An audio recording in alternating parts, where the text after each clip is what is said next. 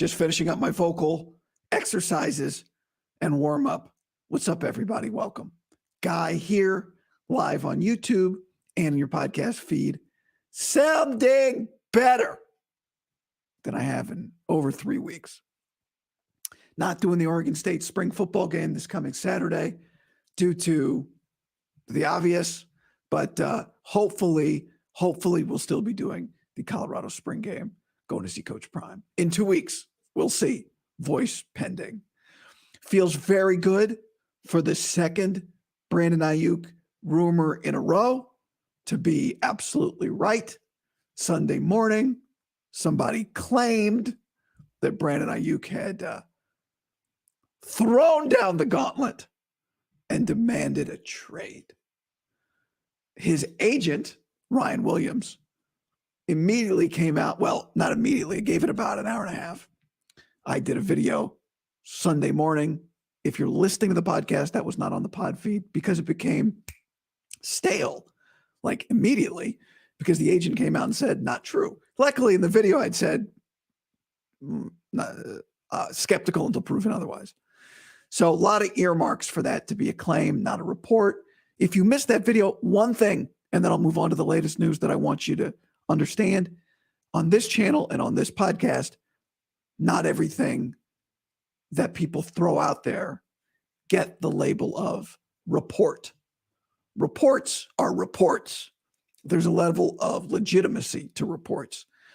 Everything else is a claim. So when we refer to what happened on Sunday morning with Aiyuk, that was a claim. When we refer to that old Jags thing from like a month ago, that was not a report. I don't know if it was a claim. It was just a hypothetical. It was a hypothetical dressed up like a report, but it wasn't turned out actually a report. So just keep that in mind. Now, we also have to keep tracking in the was guy right or was guy wrong on Brandon Aiyuk thing that my number one prediction on this has been that he plays this year on the 5th-year option. Number 2 is that he signs an extension, and a distant third has been that he gets traded. So there's that. Then Monday, Devontae Smith, who came into the league 1 year after Brandon Aiyuk. Aiyuk was in the 2020 draft, Devontae in the 2021 draft, signed a 3-year, $75 million contract extension that includes $51 million of guaranteed money. According to sources, as reported by Ian Rappaport, this is a report. He says sources, and then he includes the agent's name, Clutch Sports. So keep in mind, an extension for Devontae Smith, after they picked up the 5th-year option, does not kick in until 2026. So he plays this year on his rookie deal. He plays next year on a $16 million 5th-year option. Then he plays year 1 of the extension in 2026, year 2 of the extension in 2027, year 3 of the extension in 2028. And Devontae's a really interesting comparison for Brandon Aiyuk. They're not a perfect comparison because Devontae is a year younger, right? So the team has an extra year of control, whereas the Niners have the 5th-year option year this year, and then the option of a franchise tag the following year. Whereas, the Philly in theory would have also had the option of a franchise tag. Anytime we talk about these deals, the franchise tag is like an aside because most people don't use it. The Niners don't use it. They're not going to want to use it, and they won't use it. But it is just something that they can at least use as a tactic in negotiations, right? Like, hey, keep in mind, if we don't get this done, we could pay you on the 5th-year option, which they don't want to do because it's not beneficial to the cap. But it does serve the purpose of giving us like a starting point for what the player could make in a given year. So in 2025, we could kind of project like, that 5th-year option, that's around whatever that number is, around $24 million on a receiver. So Aiyuk's number probably should start around there, right? So this contract that Devontae Smith signed, which is an average annual value of $25 million, right? $375 plus the guaranteed 51. So that's about 25. This lines up pretty well with the potential franchise tag in 2025 for Brandon Aiyuk. And so this is a good indication of about where Brandon Aiyuk's salary is going to be when he signs a contract extension with the 49ers, whether he does it this year or next year. If he does it this year, it's an extension that doesn't get paid until 2025. So either way, this is why I've been predicting, in part why I've been predicting that I think Aiyuk plays out this year on the 5th-year option and then signs the extension next year. Now, maybe he doesn't and he signs the extension this week. I don't know. But either way, he is making $14 million or around there in terms of just his base salary this year on that 5th-year option. So I expect him to play on the 5th-year option. And if you're him, you go, well, I could sign the deal now for a little more than Devontae Smith, reduce any risk and just get it done. Or I could wait till next year, really put their feet to the fire when they could franchise tag me and threaten, quote unquote, that I'll become a free agent, or threaten that I'm not going to play on that. And, it's less beneficial to the Niners and their cap, and make them pay me a little bit more because the price has gone up, just because the price goes up every year. So this is where I don't think the urgency for him to get paid now is about just the security of it in case there's an injury, that sort of thing. But it doesn't feel like, from Aiyuk's perspective, there's a ton of urgency relative to like the Debo thing or the AJ Brown thing. And it's because there's not as much urgency. I know we unfollowed on Instagram, but it's because there's not. So here's a comment. Why would Brandon Aiyuk wait unless it's more money? Well, it would be more money. It would be more money. He would wait because he doesn't get the offer he wants now. That's why he would wait. He wouldn't say no to a good offer. He would wait because he's not getting an offer that he likes. The Niners may be trying to get him at a cheaper rate now, or basically saying, hey, we're happy to wait, and not really giving him any options. So that's why he would wait. It's not because he wants to wait. He would want $27 million a year or $26 million a year right now. But if he's not getting offered that right now, then he would wait. That's why. So that's been my prediction. Play on a 5th-year option. So here's a comparison of these two guys. How similar are they? Let me make this a little bigger for those of you watching. Aiyuk last year, 16 games. Devontae Smith, 16 games. Aiyuk, 105 targets, 75 catches. Devontae Smith, 112 targets, 81 catches. Brandon Aiyuk, 1,300 yards. Devontae Smith, just over 1,000 yards. 18 yards of reception, second in the league. Well, first, depending on where you look. George Pickens. Devontae, 13. Their catch percentages were about the same. 7 touchdowns, same among both. If you go back to 21, which Eric Branch tweeted this on Devontae versus Aiyuk. Now, keep in mind, I think it's a little unfair because Brandon was in his second year. Devontae Smith was in his first year.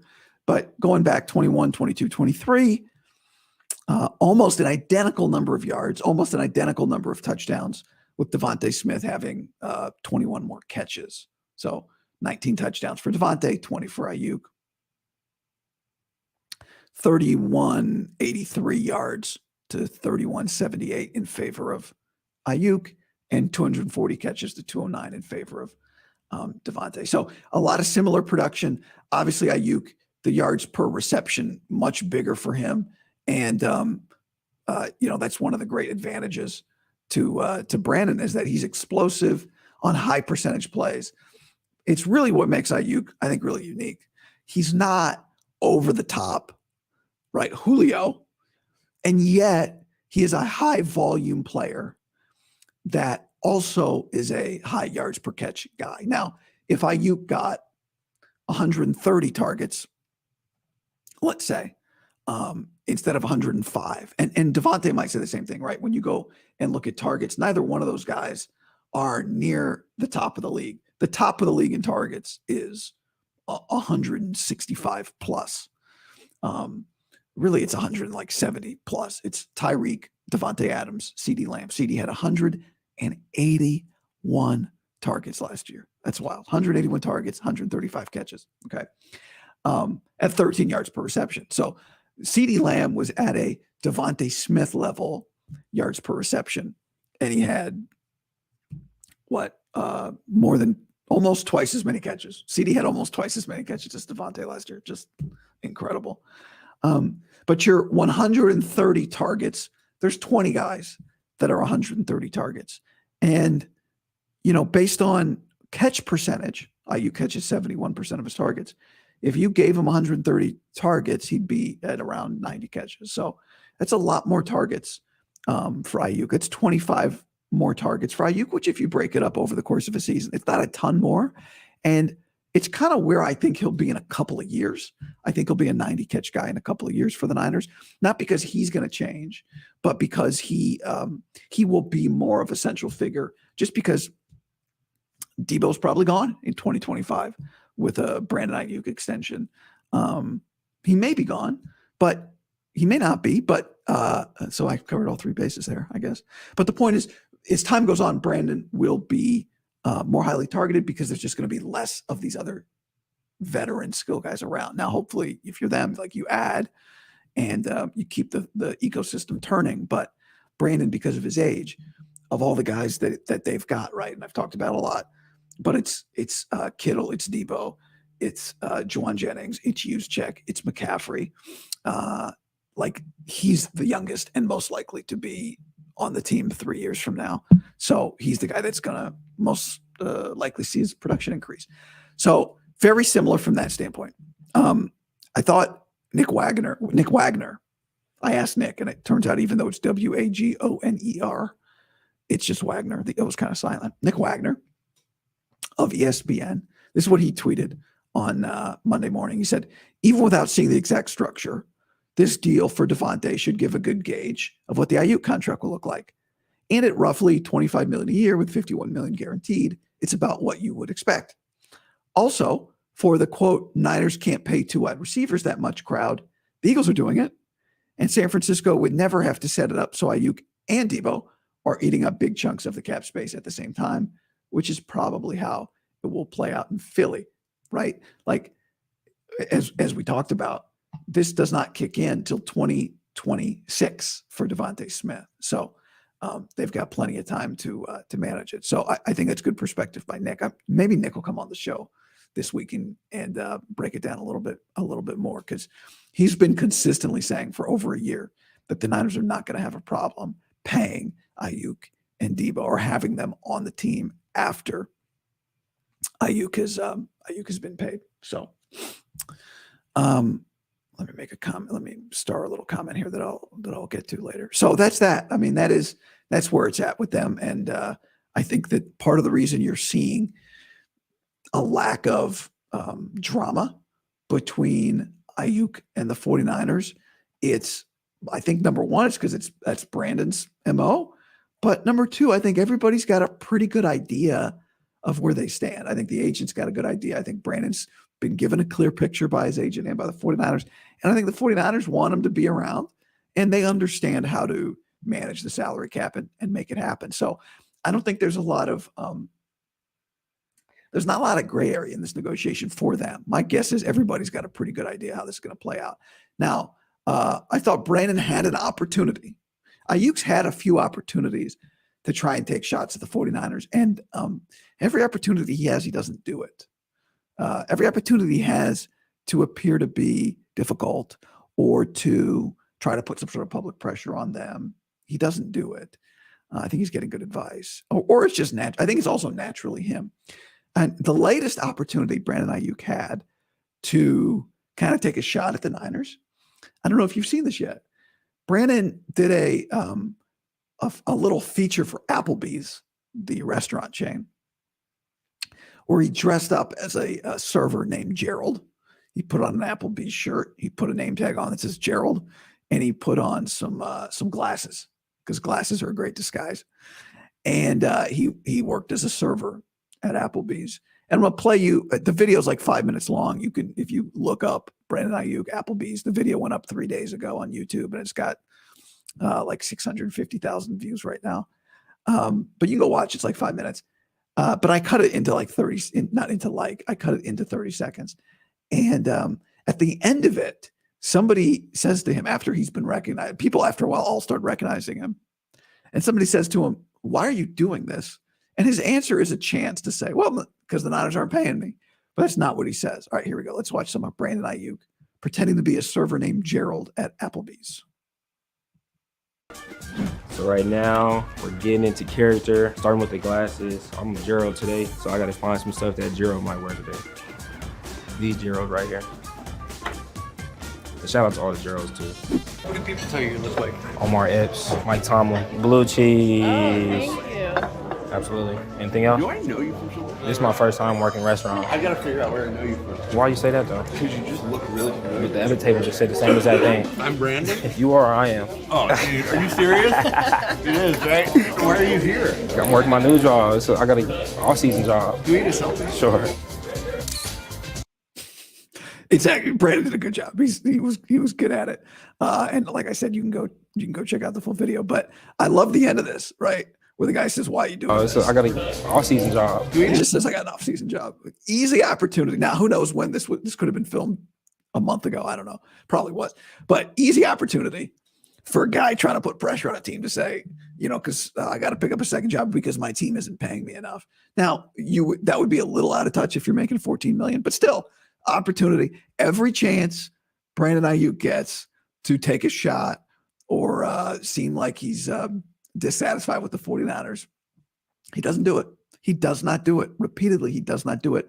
And I think the reason he doesn't do it is because he knows exactly how this thing's going to play out. I think he's got a good idea of how this thing's going to play out, what the money's going to be, when it's going to be. Maybe there's a little up in the air, right? Maybe they get, he's kind of holding his breath because maybe they do get a contract offer that they like, or maybe they get a couple contract offers that they like. Maybe he knows kind of what it would pay if he got moved. But for the most part, you can go look at what these guys make and have a pretty clear idea of what you're going to make, whether it's as a 49er or somewhere else. So that's where I think things stay with him. Before I get to some of your comments on this topic, I wanted to hit one other thing. Well, a couple of things, but one other thing here, which is this photo of John Lynch and Chris Forster in Seattle the other day. And I just want to make it clear that these guys knew, and for those of you not watching and listening, they're both wearing Washington Husky hoodies. And Washington has a couple offensive linemen, Troy Fatanu, Roger Rosengarten, a couple of tackles. They've got, this team went to the national championship game, so they got a few good players that could be of interest. They've got good receivers. Jalen Polk is interesting. Roma Dunze, they won't have a chance at. Jalen McMillan. They've got the two offensive linemen. They have a pass rusher, Braylon Trice, who I think will probably get drafted in the second round. And they got a linebacker, Edifon Ulafosio, who's going to be a late round guy. Not the most athletic, injury history, but productive player. He had 2 ACL tears in his career. He's like the linebacker version of Michael Penix, and not as big of a prospect, but has overcome a lot. So just understand that John Lynch knows when he goes to Washington and he puts on a Husky hoodie that he's going to be photographed. Okay. The reason that he puts on a Husky hoodie and the reason that Chris Forster puts on a Husky hoodie and a Washington hat is not because their luggage got lost. They're not flying commercial. It's not because they flew to Seattle without a long sleeve, warm piece of attire. You got a pretty good idea when you go to Seattle in April, it could be a little chilly. Okay. The reason they're wearing them is because Jed Fish, Washington's head coach, asked them to, or the program asks them to. This is right out of the playbook. Okay. Famous, influential, important people come to your school, your college football program. You put them in a hoodie or a t-shirt or a hat, and you make sure that you photograph them. They did the same thing with Bill Belichick the other day. It's great for your social team. It's great for content. It's recruiting is what it is. You say, you come here, you're going to get coached by the best. You come here, you're going to be evaluated by the most important people in the league. Okay. So this is why they do that. It doesn't, I would imagine they are interested in Troy Fontenot. They are interested in Roger Rosengarten, but they didn't get caught red-handed. They know that this is part of the deal. They're going to get photographed. And so if anything, they're either A, totally okay with people knowing they're interested in those offensive linemen, or B, trying to throw you off the scent, right? They know the photo's going out. If they don't want to be photographed, if they want to be there on a secret mission, then they'll be there on a secret mission. This photo was posted by Washington's football Twitter account, official account. So if John Lynch wanted to go look at Troy Fontenot, I've overthought how to say it, and Roger Rosengarten secretly, and didn't want people to know they were watching him, then they would have done that. But I think it's a real evaluation. I'm not saying this is a smokescreen. I'm just saying if it was supposed to be a secret, it would have been a secret. They knew they were going to get photographed. They knew this photo would be out. And it's just a piece of information to file away. They're okay with people knowing that they went and watched Washington's 2 offensive linemen. So just something to keep in mind. All right, let's get to some of the comments here on Aiyuk and some other stuff. Party Boy says, Guy, is it realistic to assume that the Niners sign Aiyuk to an extension and also have cap room for Purdy without purging other big names off the roster, Williams, Kittle, Warner, Debo, etc.? Well, Trent Williams is never going to be purged off the roster. Trent Williams, as long as he's the best offensive lineman in the league, will be prioritized over Kittle and Debo. But, how much more time does he have in the league? That we could be coming into his last year in the league. I don't know. Kittle is pretty cost effective, right? Relative to receivers, and is very hard to replace. Very hard to replace. One topic I want to talk about this week, hopefully, is I'll bring an expert on the subject, why these tight ends are so hard to get. Warner still playing at a very high level, premium position, not cost prohibitive. So as long as he's playing at a high level, he's not leaving. Debo is the first to go of this group, I think. Now, Williams might be the first to go if he retires. But in terms of like the Niners having to make hard decisions, I think Debo would be first. You guys may know that I still think very highly of Debo, but as we've talked about, we can just look at his contract next year, post June 1, trade or cut, it's only a $6 million dead cap hit if you post June 1. So I think he'd probably be the first. Some people think the Kittle would be the first. I understand why people would feel that way, but I just think George is really, really, really hard to replace. Even Kittle at a lower production level than Debo is a more, Debo's very irreplaceable just given everything he does. So I don't want to make it seem like that I think Debo is easily replaced, but it just is easier to find percentages of his production, especially when you have Christian McCaffrey who can do some of the same stuff.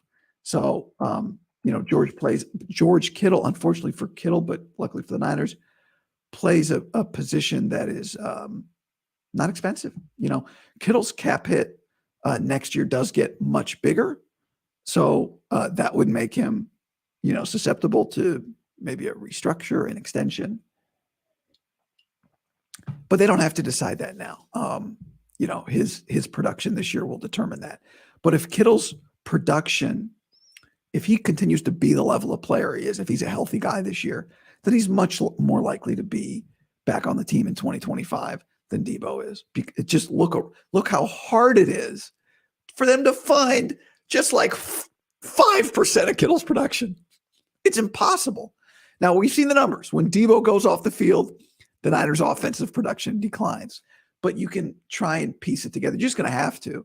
And if you have multiple other good offensive skill guys like Aiyuk and McCaffrey, then you can try to, kind of make up that production, and you try to find another receiver who can do some of the Debo stuff. And they may never find another player like Debo again, but you can try to piece it together. You cannot piece together Kittle. Piecing together Kittle would be like, all right, you're going to find one tight end that can't block. All he does is catch. And then another tight end that doesn't catch, and all he does is block. And then you'd have two guys that kind of do the same thing that George does, except you have to take somebody else off the field to do it. So he's just so much harder. All these tight ends, there's not many of them. The supply is so short on them that, I don't think for that reason that George is the first to go. Charles asks, a lot of people think the Niners will trade up to get a tackle. Could they possibly trade up twice in the next draft? Are you talking about in 2 weeks in this draft, trade up twice? I don't see that happening with the first pick. I think what you're asking, Charles, is like, would they trade up to 20 and then trade up again to 15 or something like that? I don't see that happening. They have so many depth needs that I don't see it happening. If they trade up once, even that to me is like they're getting up into the low 20s. I don't think they're getting up to 15 or 13. Maybe it's trade up a couple of spots from 31 to the mid 20s or to the late 20s, from 31 to 27, something like that. I don't think they're going from 31 to 19 though. And even then, I don't think they're going 31 to 21 probably. So yeah, Kittle's a unicorn. Didn't realize he was a 4.5 guy. He is. Debo's a unicorn. Kittle's even more of a unicorn, even though there hasn't been quite like a guy like George. All right, like Debo. A couple other things here. Golden Dragon says there's at least one trade offer for Aiyuk. Sign and trade, 3 years, $77 million, or 4 years, $100 million, and $60+ million guaranteed. Where is that from? Who said that? Are you reporting that, Golden Dragon? Is Golden Dragon reporting that now? Are we breaking it in the chat? Mike says Kittle probably getting an extension, to be honest. I think that's the most likely thing. Chris says Barrow's draft crushes Adonai Mitchell from Texas. Yeah, not a great tight end draft. And the tight end drafts are always, there's really never a great, I think the tight end drafts are always pretty limited to like a guy or two that people like. Same guy that said BA said trade me. LOL. Yeah, I don't. Trade back 31, trade up 63. Yeah, 31 is just a weird spot to be, but I think they're taking their favorite offensive lineman there, or like around 28. That's my expectation here. Less than 2 weeks until the draft. So it could be now. They could take a couple. I mean, they could take one at 31, another one in the second round. I guess they could move back, as some people are suggesting. Take Rosengarten if they like him. I could see him taking multiple guys. Sure, I could see him taking a wide receiver in the second round. Why not? They really could do a lot of things because they can use depth a lot of places. They could go corner. They could go linebacker. They could go pass rusher. Like where won't they go in the first or second round? Running back, won't go running back, won't go quarterback. But like you could argue any of these other positions, the best player you like, it would be a useful pick. The best offensive lineman is a useful pick. The best corner is a useful pick. The best linebacker is a useful pick. The best receiver, to me, is a less useful pick in the first round, just because it's going to be so hard to get that player targets, which in 2025 or 2026, you may look back and go, it's not about development yet. It's just a matter of who can help you the most this year win a Super Bowl. If that's how you're looking at it, then you're not taking a receiver in the first round unless you're trading Aiyuk. On another team, like in another year, it would have maybe made some sense. Like, let's plan ahead, right? When you look at where they're at, even if Aiyuk comes back, but you're planning ahead for Debo, it could make sense. But that guy on this team this year is going to get like, even if he's good, like 15 targets, 20 targets, maybe. So I would say that's not where they're going to go. Surf X says Polk in the second round. Think about Polk's experience. He is a tough dude. He came back from like a ruptured spleen. He got sent to the hospital week 1 year, made it back that year. He blocks. So Jalen Polk's attractive. Cooper DeJean, people like that pick at 31. Kyle think we could run it back with the same O-line, LOL. Yeah, I mean, you could argue, does it make sense to take an offensive lineman at 31 if you don't think that guy can play this year? If that guy's going to have a hard time earning a spot this year, then does that make sense? I think the answer is yeah, if you think he's a good player and he might be able to play this year because you've had a rotation at right guard. And you also kind of have to plan for the future. So I think there's just the most check marks on how does this help us now? Yes. Does this help us later? Yes. On offensive line. I do think if you had a corner that you thought could play right away, that would also help you now and in the future. So that's another option. That would make sense. Comment, I think they'll go O-line in each of the first 2 round picks. I don't think they'll do that. Do they have to trade up to get a starter? Maybe. Yeah, maybe. But Sean says, I see them trading back a few spots, picking up a second round O-lineman. Then they'll use acquired picks to trade back down, likely in the 3rd or the 4th. It feels like the end of the first round is about where, and I know there are some people that disagree with this, that they think even into that the end of the first round, you're getting like second round offensive line talent. But it does seem like the end of the first round is about where the talent starts to change.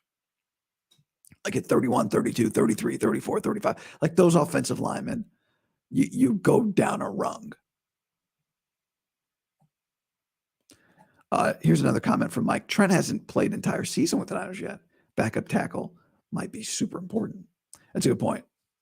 Put that as another check as to why the Niners could very easily most justify going offensive lineman.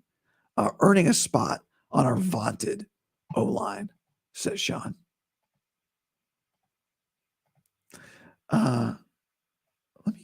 There's a couple, I want to pull a couple comments here real quick. I meant to have these and ready to go. And I didn't. So 1 second here. And this is an Aiyuk related comment. There we go. Where's this? This is not a comment on the live stream. That's why it's taking up. There's a comment on a video from yesterday. Here we go. This comes from Jason Matheson. And Jason says, we barely throw the ball. Why would we pay for a premium receiver? Interesting comment, right? So this is where I go back to the targets. We just saw what the market paid Devontae Smith. And I think we should acknowledge that Philadelphia typically knows how to manage. They are like the Niners. They have an idea of how to manage the cap. Well, Devontae Smith just got the money that he got, right? $51 million guaranteed. And he had 112 targets last year. He had 7 more targets than Brandon Aiyuk. So to me, it's not ultimately about how many times do you throw the ball. It's who are you throwing the ball to? Where is that player that you're paying on your hierarchy of targets? And Devontae just got $25 million a year and had 7 more targets than Aiyuk. So it's not about how much do the Eagles throw the ball or how much do the 49ers throw the ball. It is about when you throw the ball, how critical is this particular player to you having a successful passing game? And anybody who watches the 49ers, is even the people who share Jason's opinion here, Dale, I see has the same opinion here. There are a lot of people have this opinion. You're a run first team. Why should you pay a premium receiver? Well, guys, throwing the ball still matters a lot, a ton. When you watch the 49ers passing game, which receiver would you say is the most important receiver to their passing game? I would say it's Brandon Aiyuk. Do the 49ers have good receivers? Yes, they do.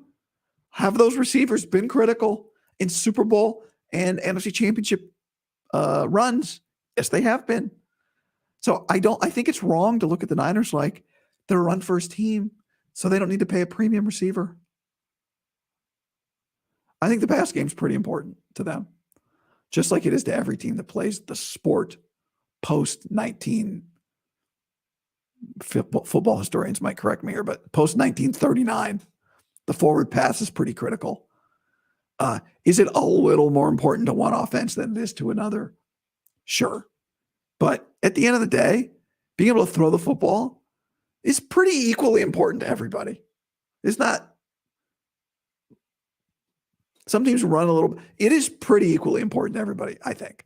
So I think you got to take a step back, look at the sport and say, is throwing the ball important? Are good receivers important? Yes, they are. Yes, they are. So they all get paid about the same. Niners receivers, the Niners don't get to have cheaper receivers. Now they're going to try. We'll see. Do they get to have a cheaper quarterback? They have historically under Kyle Shanahan. Maybe that'll change. But this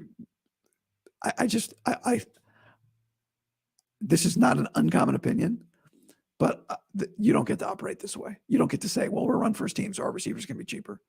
All right, well, 3rd and 11, what are you going to do? Welcome to the Super Bowl. You're playing the Chiefs. Good luck.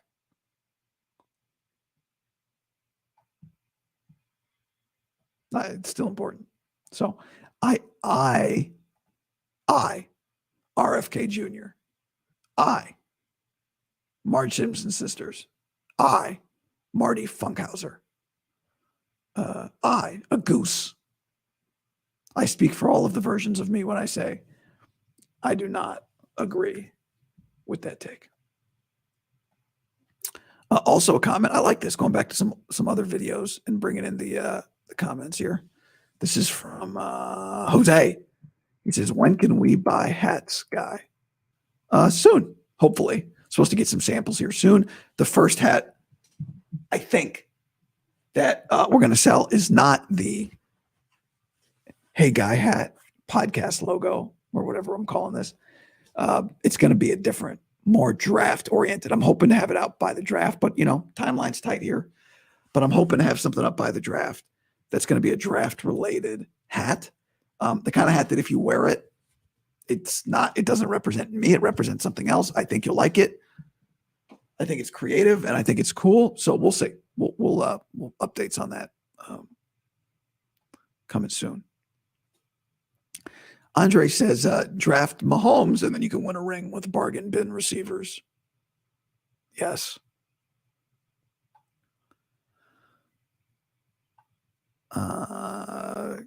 Connie says, we need a route runner if we draft a receiver.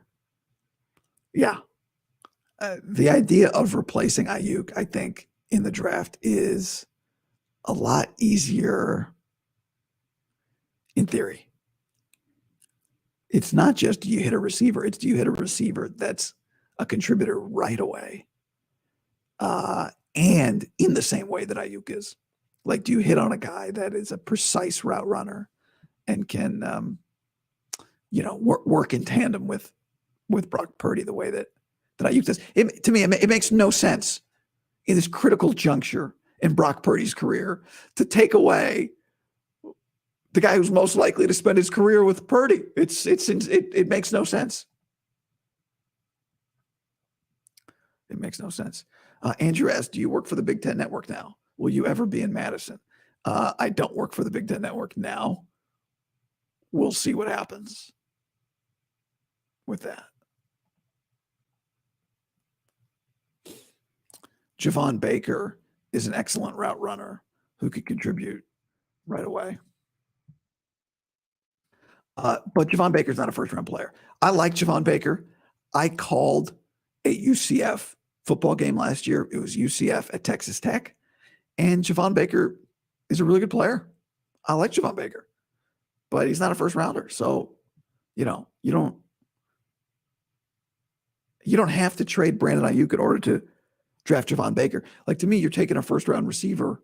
You have 2 first round picks if you're doing that. Can't have cheap receivers when Brock is still learning. Well, so, okay. That's that for this. More vocal training coming up on Tuesday for me. Going back to the vocal coach, working on some exercises.